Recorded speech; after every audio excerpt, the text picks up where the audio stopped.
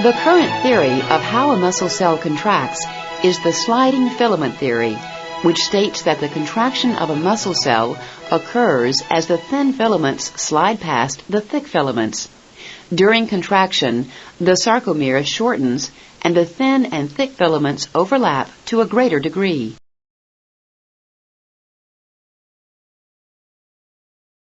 Your goals for learning are to explore the molecular structure and functional features of the thin and thick filaments, to understand the sequence of events in a single cross-bridge cycle, to examine the sequence of events in multiple cross-bridge cycling.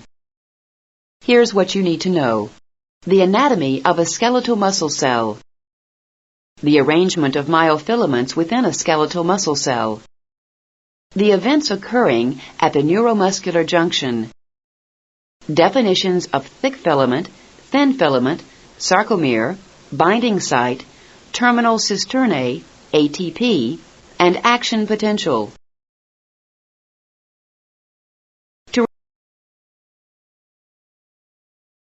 The sliding filament theory of how a skeletal muscle contracts involves the activities of 5 different molecules plus calcium ions. The 5 molecules include myosin, actin, tropomyosin, troponin, and ATP. In addition to these 5 molecules, calcium ions are also involved in the process of muscle contraction.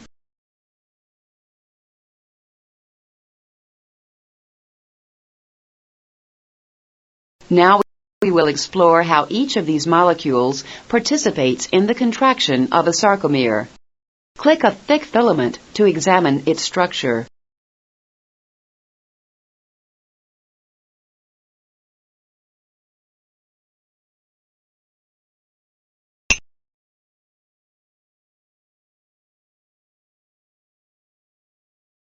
The first molecule we will look at is the protein myosin.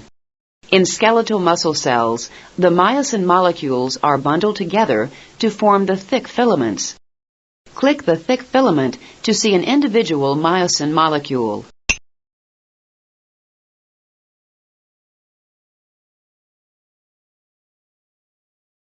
The shape of an individual myosin molecule is similar to a golf club with 2 heads.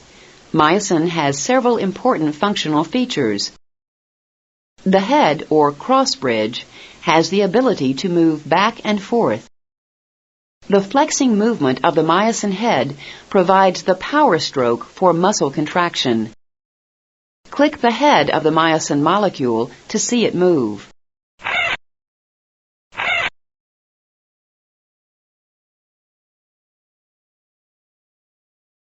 Another feature of the myosin molecule is the hinge portion of the linear tail.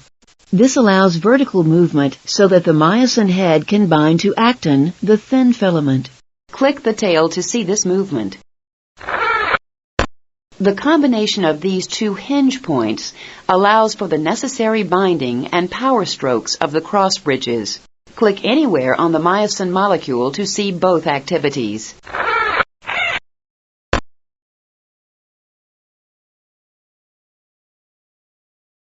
The cross bridge has 2 important binding sites. One site specifically binds ATP, adenosine triphosphate, a high-energy molecule. Notice the position of the cross bridge. This is called the low-energy conformation. Click the ATP molecule to see it bind to the cross bridge.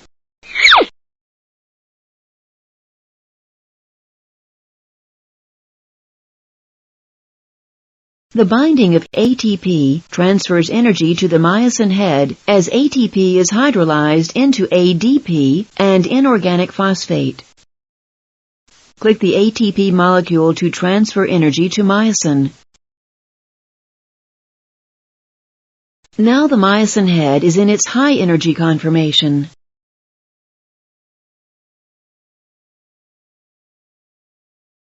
The second binding site on the myosin head has a strong attraction for binding to actin, as we'll see later in the cross-bridge cycling animation.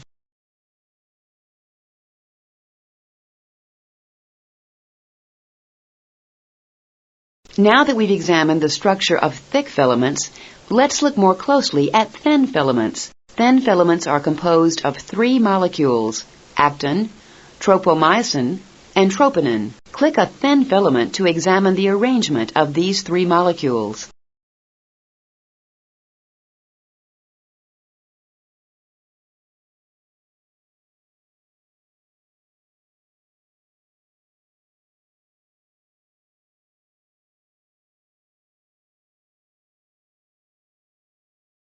Actin is the major component of the thin filament. The actin portion of the thin filament is composed of actin subunits twisted into a double helical chain. Each actin subunit has a specific binding site to which the myosin head binds.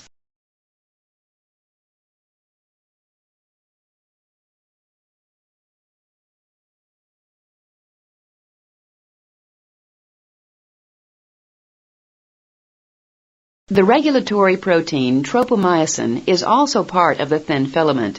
Tropomyosin entwines around the actin. In the unstimulated muscle, the position of the tropomyosin covers the binding sites on the actin subunits and prevents myosin head binding.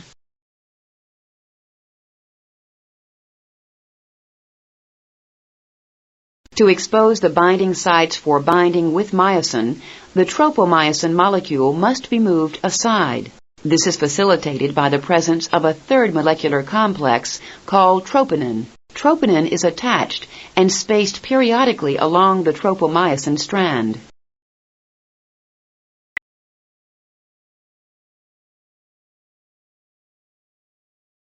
Troponin by itself is not able to move the tropomyosin away from the binding sites.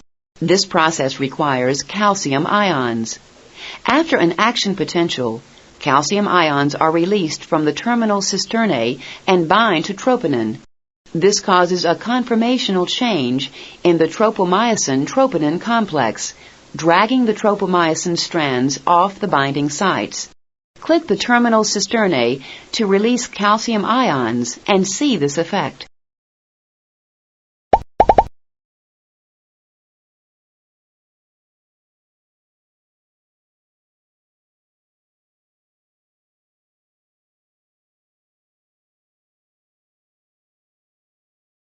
Before seeing how all these components work together in a complete cross-bridge cycle, click the link buttons to review any of the organic molecules or calcium ions.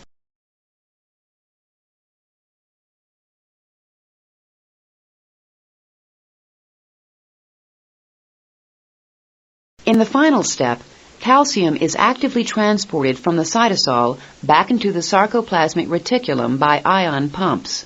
As the calcium is removed, the troponin-tropomyosin complex again covers the binding sites on actin.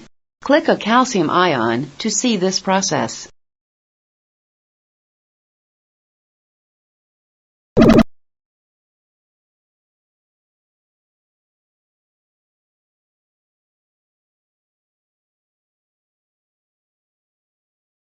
The active transport of calcium involves specialized ion pumps in the membrane of the sarcoplasmic reticulum. These pumps must be energized by ATP. Click the calcium ion pump to see active transport.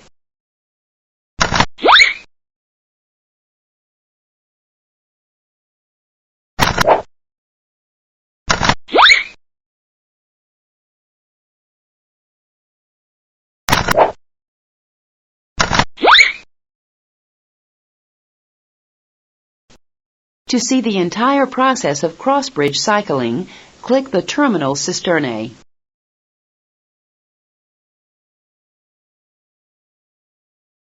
In contracting muscle, we see multiple cross-bridge cycles. Here are 4 myosin heads, which cycle at the same time. Note that during a contraction, all myosin heads would cycle, but not all are bound or disconnected at the same time.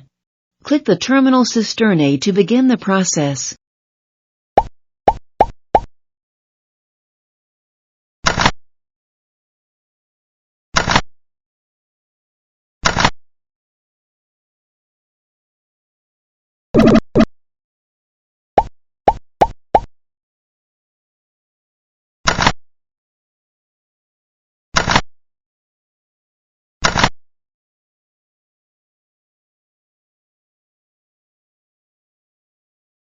In this view, several myosin and actin filaments are interacting to demonstrate the sliding filament theory of muscle contraction.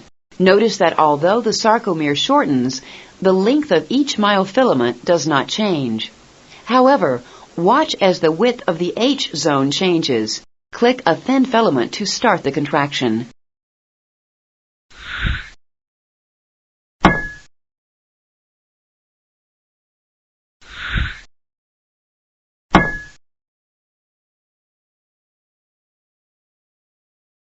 We've seen that ATP plays a key role in the contraction of muscle. Before we study muscle metabolism, let's review ATP's role in 1. Energizing the power stroke of the myosin cross-bridge. 2. Disconnecting the myosin head from the binding site on actin at the conclusion of a power stroke. 3.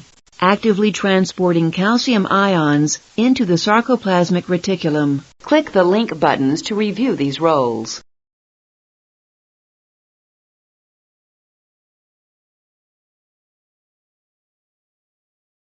Here's a summary of what we've covered. The sequence of events in a single cross-bridge cycle includes 1. The influx of calcium triggering the exposure of binding sites on actin. 2. The binding of myosin to actin forming a cross-bridge. 3. The power stroke of the cross-bridge that causes the sliding of the thin filaments. 4. The binding of ATP to the myosin head, which results in the myosin head disconnecting from actin. 5. The hydrolysis of ATP, which leads to the re-energizing and repositioning of the myosin head. 6. The transport of calcium ions back into the sarcoplasmic reticulum. Multiple cross-bridge cycling prevents all of the cross-bridges from either being connected or disconnected at the same time. To test your knowledge, click the quiz button to go to the self-quiz.